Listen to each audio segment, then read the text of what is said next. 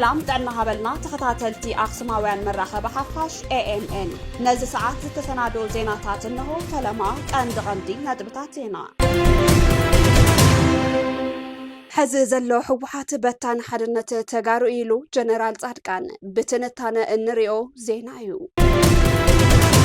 أب منغو حوحاتن جيزياوي من محدار تغراين زلو مسححاب ناب حدوش سقات تزاتتا يمرح كم زلو تفليدو أب معسكرات السودان تند بازر كابو وجنات بسنك حزرات مسارتها وقربات أب زخفة تجمع اللويلو طلال سيمام أمريكا إيران نايمت فا ساعات يقرب اللو ختبل أتنكيغا نايزيو من كالوتن زرزر كسعبيو سناي مكتتال أب منغو حوحاتن جيزياوي من محرار تغراين زلو مسححاب ناب حدوش سقات تزاتتا يمرح كم زلو تفليتو مفللاين متحللاخن سلطان أب منغو ناب سلطان تمليسي يزبل قجل دكتور دابراتيون أب منغو جنرال تادسة وردن مالتون جيزياوي من محدار سراويتن زلوون بوليتيكاوي تلوا كابل لسان قالات حالفو ناب قجت تقباراوي مفراس مريحنت جيزياوي من محدار يسقاقر كم زلو تفليتو ازدما أب تغراي كلت منغستي بمبال كغلت زصنح بهالا بوليتيكኛታት ናብ ዝተርፈሉ ብርኪና ተሰጋገረ ይመስል እቲ ኣብ ትግራይ ዓብዩ ስጋት ድሕንነት ፈጢሩ ዘሎ ጉዳይ ድማ ሓለፍቲ ቢሮን ምክትላቶምን ካብ መዝነቶም ክልዓሉ እቲ ምስሓብ ካብ ሰላማዊ ፖለቲካዊ ክትዕወፅዩ ናብ መቆጻጻር ሓይሊ ምዝንባሉ ዝሕብር ስጉምቲ ናብ ስልጣን ተመሊሰየ ዝብል ሕወሓት ነባራት ሓለፍቲ ክስ ዘሩን ክሽቅረሩን ብምግባርውን እቲ ውጥረት የቀላጥፎ ከም ዘሎ ተገሊጸሎ በዚ ምኽንያት ኣብ ውሽጢ ትግራይ ክልተ ዝኾረ ሓይሊ ብወገን ጊዜያዊ ምምሕዳርን ሕወሓትን ምህላዎም ወጥረና ብግጭት ከየምርሕ ዓብይ ስጋት ይፈጥራሎ እዚ ጽልዋ ምሳት ተገባብራ ውዕል ፕሪቶሪያ ብቐጥታ ዝተኣሳሰር ኮይኑ በይናዊ ምንዋሕ ዕድመ ስልጣን ጀነራል ታደሰ ኣብ ትግራይ ዘይምርግጋ እዚ ነቲ ምስ ፌደራል መንግስቲ ዝተገበረ ስምምዕ ሰላም ፕሪቶሪያ ኣብ ሓደጋ ከኣቱ ገይርዎ ከም ዘሎ ዘግሃደ ተግባር እናተባሃለ እዩ እቲ ውሳነ ስርዓት ኢትዮጵያ ኣብ ምንዋሕ ዕድመ ስልጣን ጀነራል ታደሰ ወረደ ዝተሃቀደን ኣብ ትግራይ ከም عينت وشطاو نعبتات بمفطر اتي نداغمه هنصتن ملاش تمزابلتن زوهابلو تخرت قيرو زتناوح سلاحتاو صنتا كفطر زتغبره وديت منغست دكتور ابي مخانون كاب مطرطارو عدي ايوعلن سراويت تግራይ ኣብ ዘዋን ከም ተወሳነ ልዕሊ ኩር 15 ጥሪ 2018 ዓመተ ምህረት ናብ ወገንነት እንታኣትዩ ኣብ ትግራይ እቲ ጸገም ካብ ፖለቲካዊ ፍታሕ ርሒቁ ኩናት ሕድሕድ ከስዕብ ዝገብር ተኽእሎ ከም ዘህልዎ እናተገለጸ ይርከብ እዚ ናይ ሕምስምስ ምንቅስቓስ እዚ ትግራይ ኣብ ታሪኻ ካብ ዝራያቶም ዝኸበዱ ናይ ውሽጢ መሪሕነት ቅልውላዋት ብቀዳማይ ደረጃ ዘጽራሕ እዩ ዝብሉ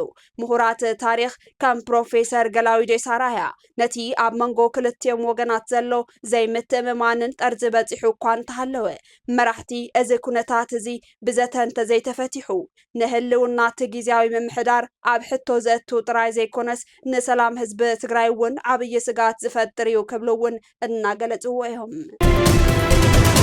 أب معسكرات السودان تندبا زركبو وغنات بسنك حزرت مسارتاو قربات أب زخفة زغمل لويلو طلال السيمام أب زتفلالي كبابتات معراب تغراي تسديتوم أب معسكرات السودان تندبا زركبو وغناتنا بسنك حزرت مسارتاوي قرباتن متا وقت كرامتن تتححيزو أب أزيوات أقام كونتات يركبويلو طلال سبيل محبرسب معراب تغراي أب تبوتا نزلو كونتات ملكيتو طلال سبيل محبرسب معراب تغراي كم زحبرو እቲ ህዝቢ ካብ መረበቱ ተመዛቢሉ ናብ ስደት ካብ ዘምርሕ ጀሚሩ ከሳብ ሕዚ ዝኾነ ይኹን ዝተመሓየሸ ናብራ ብዘይምህላው ኣብ ኣዝዩ ዘስካሕክሕ ኩነታት ወዲቑ ይርከብ ብፍላይ ድማ እቲ ቅድሚ 5 ዓመት ዝተዓደለ ናይ መዕቆብ ኬንዳ ብሰንኪ ነዊሕ ግልጋሎት መሃቡ ተበላሹን ተቐዲዱን ካብ ጥቕሚ ወፃኢ ብምዃኑ ኣብዚ ሕዚ እዋን ካብ ነፋስን ዝናብን ክከላኸል ኣብ ዘይኽእለሉ ደረጃ ከም ዝበፅሐ እቲ ማሕበር ገሊጹ ብምዃኑ ድማ ኣብ ሱዳን ዝርከብ ህዝብና ዝበፅሖ ዘሎ መከራ ካብ ግዜ ናብ ግዜ እናገደደ ብምምጽኡ ማሕበረሰብ ዓለምን ኣህጉራዊ ትካላት ረድኤትን ነዚ ህጡጥ ጸገም ፍሉይ ቆላሕታ ክገብርሉ ተላብዩ ዝኸፍአ ሰብኣዊ ሓደጋን ህልቂትን ከይተፈጠረ ድማ ህይወት ወገናትና ንምድሓን ዘኽእል ናይ መዕቆቢ ሕክምናን መሰረታዊ ቀረባትን ሓገዝ ብህጹጽ ክበጽሕ ከም ትካል ጻውዒትና ንቕርብ ኢሉ ጽላል ሲማመት ኣብ ትግራይ ዝካየድ ዘሎ ምቅያር ስልጣን ሕድሕዳዊ ወጥሪ ከየስዕብ ተሰጊኡ ኣብ ትግራይ ዝረአ ዘሎ ምቅያር ላዕለዎት ሓለፍትን ምስሓብ ስልጣንን ንህዝቢ ኣብ ከቢድ ሻቅሎ ተእትይዎ ከም ዘሎ ተፈሊጡ ኣብ ትግራይ ኣብ መንጎ ውድብ ሕወሓትን ጊዜያዊ ምምሕዳርን ዘሎ ምስሓብ ናብ ሓዱሽ ደረጃ ተሰጋጊሩ ከም ዝርከብ እናተገለጸ እዩ ብዶክተር ደብረጽዮን ገብረ ሚካኤል ዝምራሕ ጉጅለ ኣብ ስልጣን ዝነበሩ ላዕለዎት ሓለፍቲ ካብ ስራሕ ብምልዓል ብእሙናት ናይቲ ውድብ ይትክኦም ከም ዘሎ ጸብጻባትን ናይ ሹመት ደብዳቤታትን ይሕብሩ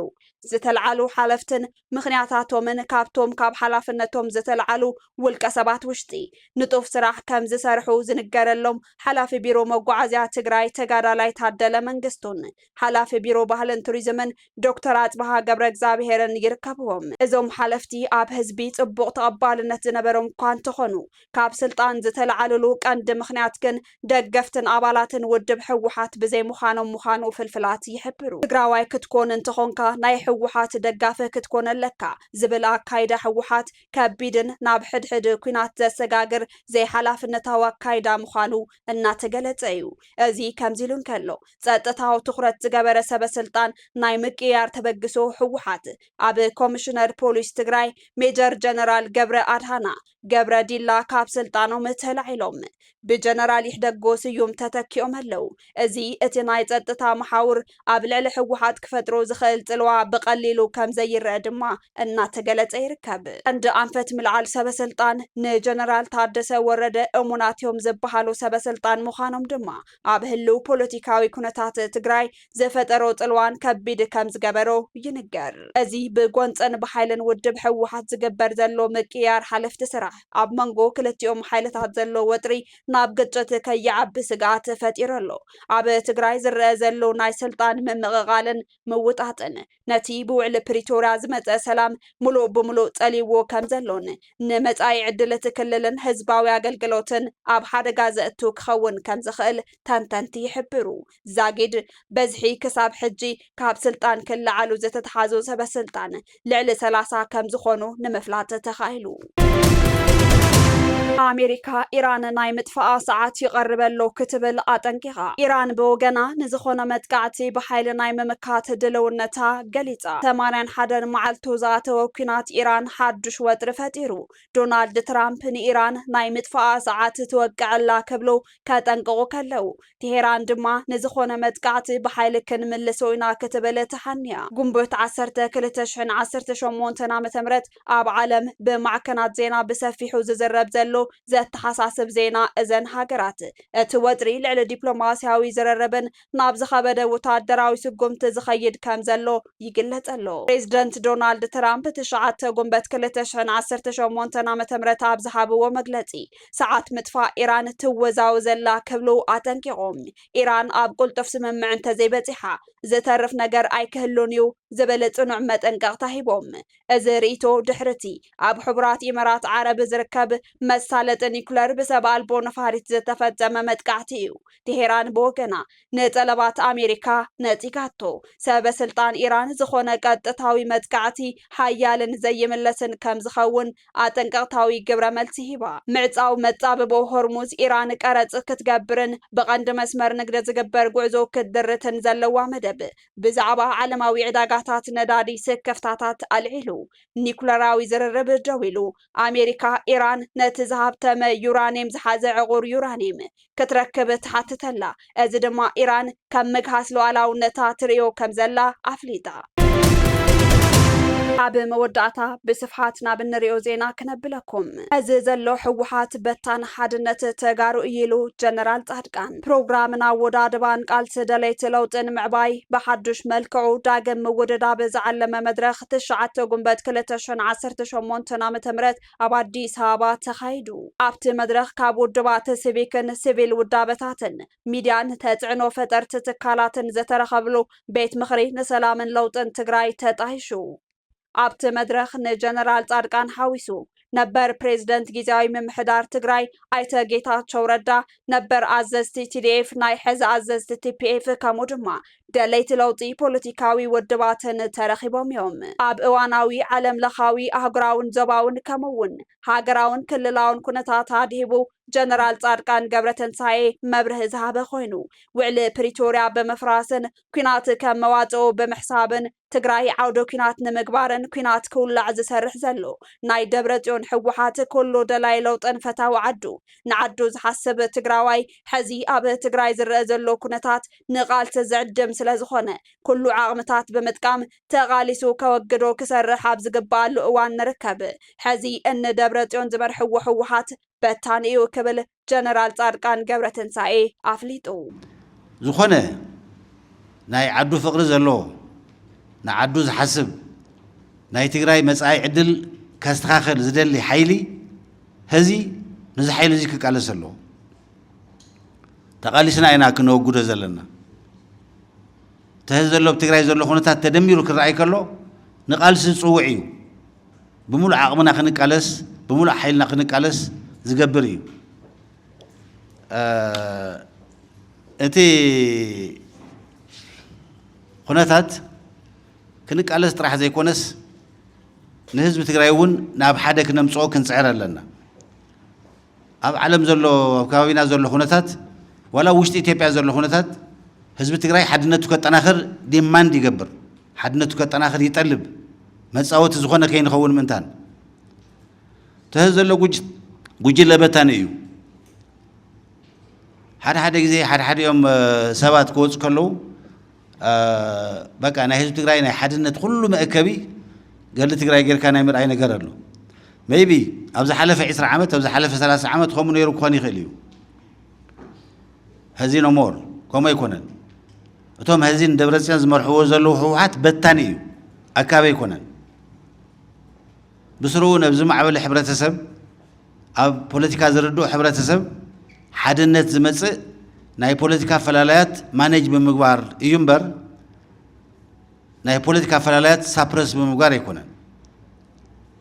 ናይ ገድሊ ትግራይ ድሌት ዝኾነ ይኹን ነገር ክህሉ ይኽእል እዩ ኣብ ፈላላያት ሳፕረስ ምግባር እዩ ዋና ዕላምኡ ነዊሕ ግዜ ጠቒሙ ክኾን ይኽእል እዩ ኣጽኒሑ ክኾን ይኽእል እዩ ምናልባት እውን ነፍቲ ናይ ዕጥቂ ቃልሲ ኣብ ዝነበርናሉ እዋን መጀመርያ ምስኣተና እውን ጠቒሙ ክኾን ይኽእል እዩ ካብኡ ድሓር ግን ኣሉታዊ ዝኾነ ህዝቢ ዝኸፋፍል ህዝቢ ዝብትን ጓና ዘብዝሕ ተወሰኑ በዓል ቤት ንሕና ኢና በዓል ቤት ዝብል ኣተሓሳስባ ይፈጢሩ ከምዚ እዩ እቲ ኩነታት ዳግም ኩናት ንኽካየድ ኣብ ዝተንቀሳቐስሉ እዋን ህዝቢ ትግራይ ብሓባር እምቢታ ኣስሚዑ እዩ ብዋናነት ድማ ይብል ጀነራል ጻድቃን ገብረተንሳኤ ከሳብ ሕዚ ኩናት ኣብ ማእኸል ሃገር ንኽካየድ ህዝቢ ትግራይ እምቢ ስለ ዝበለ እዩ ኩናት ንምግባር ክንቀሳቐሱ ከለዉ ኣብ ሙሉእ ትግራይ ኣብ ተገብረ ኣኼባ ኖ ኢልዎም ህዝቢ ትግራይ ናብ ኩናት ኣይንኣቱን ኢልዎም ናብ ኩናት ኣይንኣቱን ኢልዎም እንቁላሊሕ ተልዩካ ዋፅእ ተይለሞ የብለይን ይብል ጤል ተይሉካ የብለይን ይብል መንእሰይ ተልዩካ የብለይን ይብል እዚኡ እቲ ቅድም ብሰልፊ ዝገለጾ ህዝቡ ነቦቱ እዩ ዘሎ ክሻብ ህዚ ኩናት ናብ ማእኸል ዓዲ ዘይተገበረሉ ሓደ ዓብዪ ምኽንያት ፕራይመሪሊ ህዝቢ ትግራይ እምብለይ ስለ ዝበለ እዩ ኣብዚ እቱ ደላይ ለውጢ ዝበሃል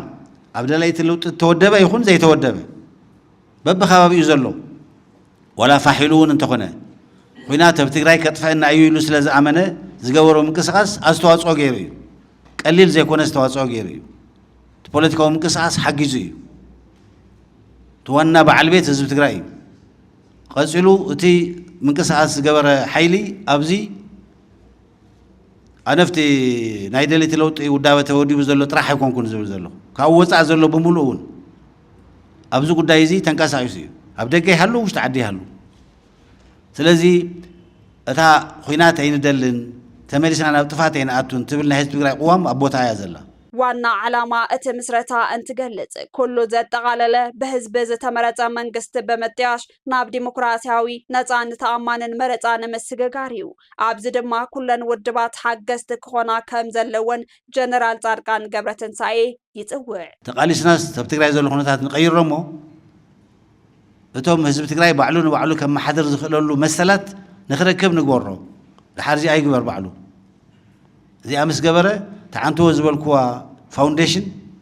ናብ ናይ ልምዓት ናብ ናይ ሰላም ናብ ናይ ቀጻላይ ዲሞክራቲክ ህይወት ዝወስድ ኣንፈት ዝወስድ ትራጀክተሪ ኣቕሚጥና ኣለና ማለት እዩ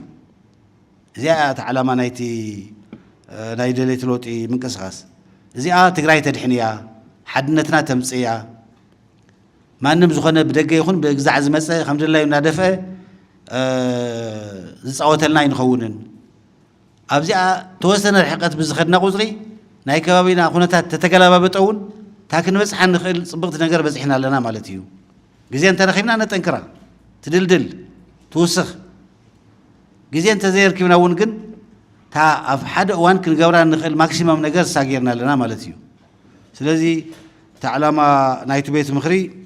زيو أفتي مانيفستو بزرزر كجلزيو زين غيرنا تمريلنا نبصرح كناتو خاب تقدم هذا نورن إشتين لوز زغنا نجار نب نشتين يسرح ديسبلين ونزلوا زي حاشة أورجانيزيشن ونزلوا نبصرح كناتو زبليو زي مالت نحد حد بارتز تكا يكونن حد بارتنا يوعلو إندبندنت يلون نالو جن في الشاب إذا هنا تغيرنا بتقرأ ناتو حد بارتي برايورتي نازي عايلو يأمن مو أبزا برايورتي لك برايورتي هو يسرح مالتيو سمرت يخون ولدا يخون ودم ناترنت يخون بايتونا يخون عرنا يخون اتنا يوعلون برنامج كم زلوا نهلو أبزا وانزيا كشاب تنا تقرأ هنا تغير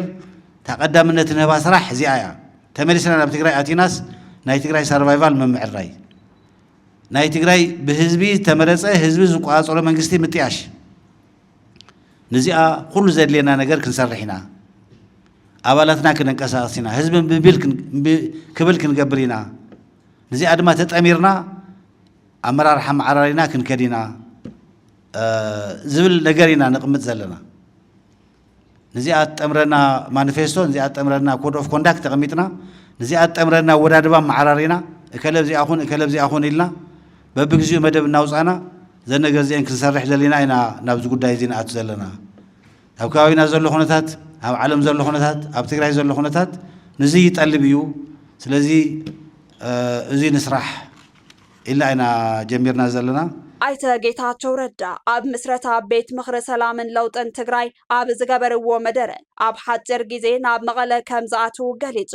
ኣብቲ መድረኽ ዝተፈላላዩ እዋናዊ ጉዳያት ትግራይ ዝተለዓሉ እንትኾኑ ኩነታት ሰላምን ፖለቲካዊ ኩነታትን በሰፊሑ ተዘቲሎም ኣሎ ኣይተ ጌታቸው ኣብ መደረኡ ፖለቲካዊ ፍልልያት በሰላማዊ መንገድ ክፈትሑ ከም ዝገባእ ብምሕባር ንጉልበትን ሓይልን ከም መፍትሒ ምጥቃም ተቐባልነት ከም ዘይብሉ ኣስሚሩሉ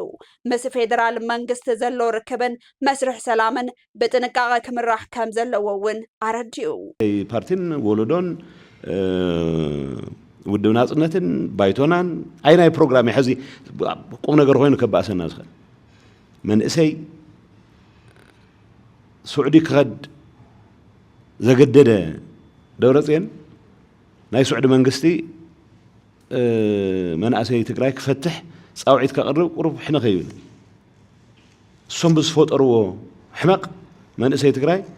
حكايم كي تعرفوا كم مقلس يمني حشنا يلوم حجاز ناجران حشنا يلوم قلب طيب صغون له عدد سكلات ناي أبيات فردي سعود صغون له خلنا تفتر له مورال جراوند كله يخلي بزعازيم إذا دوك نبلة طوينا ناتو سعود أتو سوات محرتي جور له مال حدا نجري لعل كله جنا وسعود صغون له خلنا تات مدرق ما العلم صغون يكون وراي نايزي وجل زعد ما محساريات حتت أو وشتي تقرأي كنجورز جبنا كل عينت ديمقراطية سنولو قلنا ولو لوط نولو كنسرح ده أخوينا أديم أمك حسن خلله أبزا أجندة زي I think كفلا لا كلنا خلي زول أمنا تقولين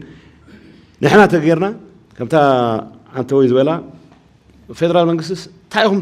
توترهم أب duplication of efforts وزحي قليون قدام منستر ركب قليون زخونا حلافي ركب زي أبا نقبر تبتنا كم تقرأي organized بمخانو مخنيات ሕወሓት ዋላ ምስ በዚ ሊደርሺፕ ምክንያት ዓብይ ሓደጋ ይፍጠር ናይ ሕወሓት ሓንቲ ቁም ነገር ተነይራ ህዝቢ ኦርጋናይዝድ ብዝኾነ መንገዲ ካብ ቁፅር ላዕሊ ዓቕሚ ክህልዎ ዝገብር ኣወዳድባ ዝተኸተለ ምንባር እዩ እዚ እውን ሲእናየ ሕዚ ፋሕፋሒልና ናይዞም ካብ ድሕረት ወፃኢ ወፊርካ እቶ ዘብል ሓደ ቁም ነገር ዘይብሎም ተወሰኑ ውልቀ ሰባት ዕድመ ዝናውሕሉ ዕድል ክንፈጥር ከይንህሉ ኣፈላላይና ከምቲ እሶም ወንዚፍና ዝብልዎ መንግስትና ዝብልዎ ንሕና ኣፈላላ ወንዚፍና ተሊድና ማለት እዩ ቀልጢፍና ዕድሞም ክሓፅር ዝኽእለሉ ኩነታት ክንርኢ እቲ ማኒፌስቶ እውን ሞሮለስ ናይ ኩልና ድሌት ካፕቸር ዝገብር ስለ ዝኾነ